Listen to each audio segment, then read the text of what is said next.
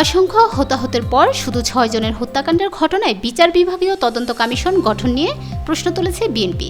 তারা বলেছে, সরকারি দলের সন্ত্রাসী ও আইন শৃঙ্খলা রক্ষাকারী বাহিনী শত শত নিরীহ ছাত্রছাত্রীকে হতাহত করেছে, অথচ বিচার বিভাগীয় তদন্ত কমিশন সরকারের ইশারায় শুধু ৬ জনের হত্যাকাণ্ড তদন্ত করবে, যা পুরো হত্যাকাণ্ডকে ধামাচাপা দেওয়ার নামান্তর।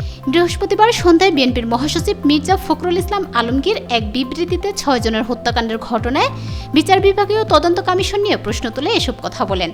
মির্জা ফখরুল বলেন, জনগণ পুরো ঘটনা ও হত্যাকাণ্ড নিয়ে আন্তর্জাতিক তদন্তের দাবি করে, অন্যথায় ব্যর্থতার দায় নিয়ে অবিলম্বে সরকারের পদত্যাগ করা উচিত বলে মনে করেন জনগণ।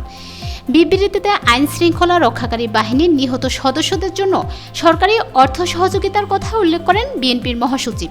তিনি বলেন, নিহত পুলিশ ও আনসার সদস্যদের জন্য স্বরাষ্ট্র মন্ত্রণালয় ২ লাখ করে নগদ ও ৮ লাখ টাকা করে সঞ্চয়পত্র দিয়েছে, অথচ শত শত নিরীহ ও কোমলমতি শিক্ষার্থীদের পাখির মতো গুলি করে হত্যা করা হলো, যা দেশবাসী প্রত্যক্ষ করেছে।